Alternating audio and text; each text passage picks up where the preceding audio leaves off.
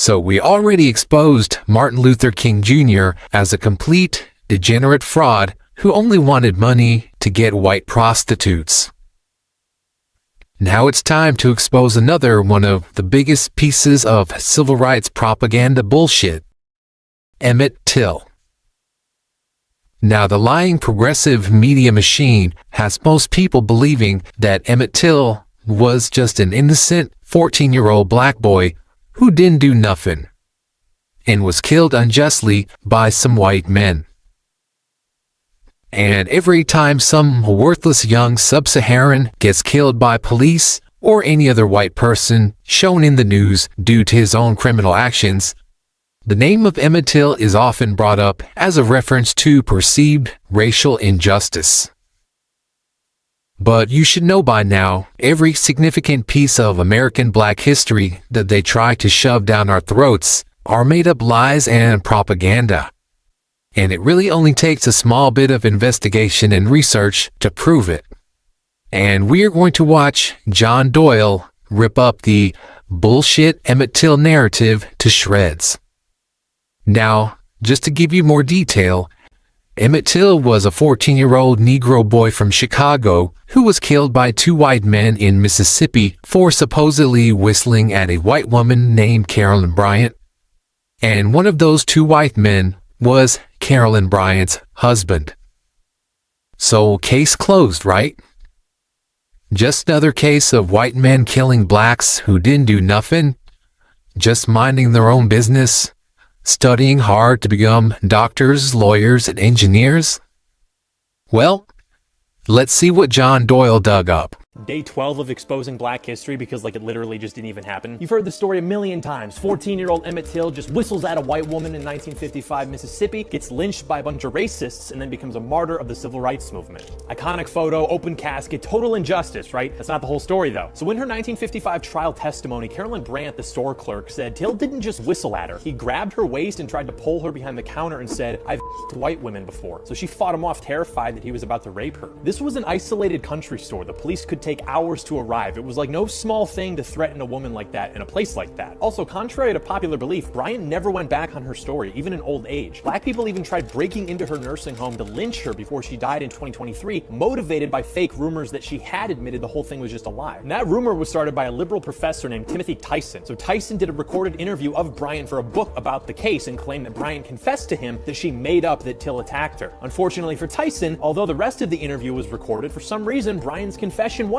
What a coincidence. So the author made the claim that she recanted her story 10 years after he interviewed her, but he just didn't record that part. And she denied this along with her daughter, who was also present, and coincidentally, this claim from him was made right around the time he was trying to sell his book. The FBI investigated, said this guy's story was totally inconsistent and that he had literally no evidence. Also, Carolyn was working on a memoir before her death, literally titled More Than a Wolf Whistle. So Tyson told the FBI and journalists that his recorder was broken that day, that he did record it, but it was lost. He confused important dates, claiming the confession actually occurred before he'd even met Bryant. Tyson even edited Bryant's book after the supposed confession, though he lied to the FBI about this, and for some reason, he didn't object to her at all, giving the same story of Till attacking her that she had given many times before. So the DOJ concluded that Tyson's story lacked credibility. The whole Emmett Till white guilt narrative lacks credibility. Anyway, when this happened, Bryant didn't even tell her husband Roy about the assault because she feared that he'd beat the kid. Roy actually found out from a customer at the store who was also black. So Roy Bryant and J.W. Milam kidnapped Emmett Till with the help of two black men, as witnessed by Willie Reed, who saw them all drive to a barn. So the killers pistol whip him, and then in a 1956 issue of Look magazine, Bryant and Milam said that they only planned to assault and beat Emmett, but he kept insulting them and bragging about his sexual assaults of white women, so they snapped, killed him, and dumped his body in the river. And people will think I'm trying to justify this. Absolutely not. This was a horrific killing. You don't have to believe everything said by the people who killed Emmett Till, but it also was not just random racism against an innocent boy. What do you think is going to happen today if a 14-year-old white teenager goes up to a black woman in a store and grabs her and says something like that? What do you think? If this were purely about race, why were black people involved in what happened to Till? Again, I am not justifying this at all, but I'm just asking, why do we hear a limited version of this story from 70 years ago to prove that today America's racist when we never hear about the opposite, even though it happens literally every year? Cannon Hinnon, 5-year-old little boy shot in the head by a black man while playing in his front yard. Did you hear about that? Julian Wood, 3-year-old little boy stabbed to death by a black woman in a grocery store parking lot while walking with his mom. This was all just the past few years or so. Are we gonna learn about any of these kids in school? No. And when when's the last time this happened to a black kid, by the way? It's probably been a minute, right? Otherwise, we'd all know about it. Like we all know about George Floyd, some career criminal who pretty obviously died from a drug overdose and the strain of resisting arrest. So if you want to have the conversation, we have to have the whole conversation. I'm not going to be guilted into wanting to dismantle law enforcement and pay reparations because of something that happened 70 years ago. Truth matters, and I love black people.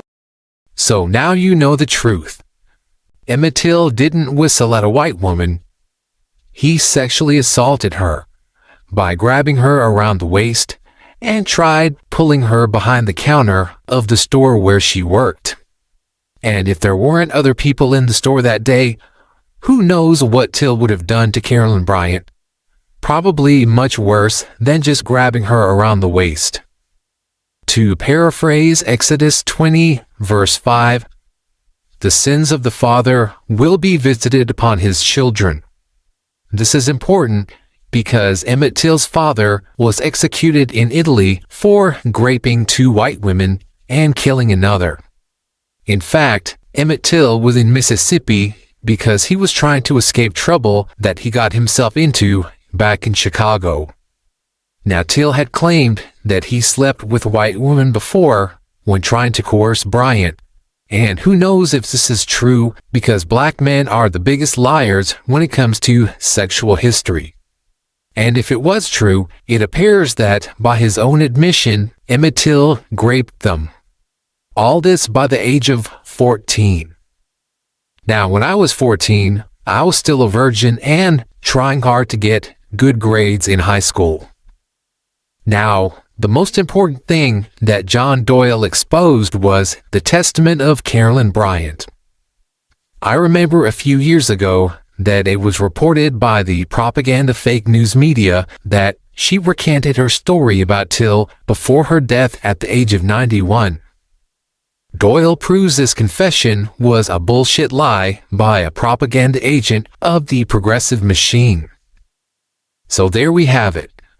Just another degenerate sub-Saharan lusting after white women, and he got exactly what he deserved.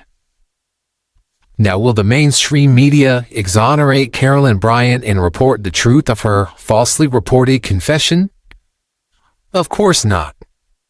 Because the planned and orchestrated destruction of America depends on lies like this and many others. Now, I knew about the fact that Till grabbed Bryant by the waist and how his father was a serial white woman rapist, but I didn't know that he tried to drag Bryant behind the counter. And now, thanks to John Doyle, I know that her alleged confession that I always found suspicious was a lie, and her original testimony was the truth. Now, the big question is, now that you know the truth, what will you do? Are you going to wake up? Or are you going to keep quiet for fear of being called a racist? Remember, liars are on the list of sinners that God is going to throw first into the lake of fire. So for more racist Asian content, please hit the like button, leave a comment, and subscribe.